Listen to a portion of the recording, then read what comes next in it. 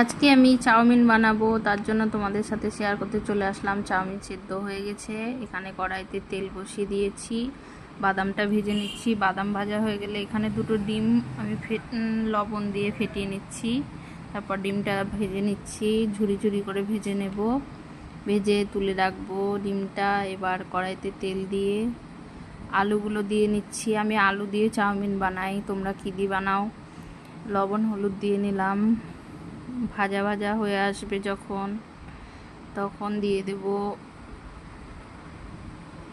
এই দেখো ভাজা ভাজা হয়ে এসেছে। এবার দিয়ে দিচ্ছি পেঁয়াজ আর লঙ্কা কুচি। এবার একটু নাড়াচাড়া করে নেব। ভাজা হয়ে আসলে এর মধ্যে চাউমিনটা এবার দিয়ে দিব। চাউমিন সবগুলো আমি ছাড়িয়ে ছাড়িয়ে দিয়ে নিচ্ছি।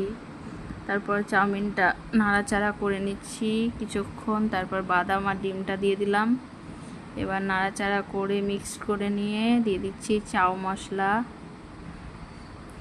আমি তো এইভাবে চাউমিন করি, তোমরা কিভাবে করো একটু জানাবে কেমন হয়েছে। টাটা, ভালো থেকো।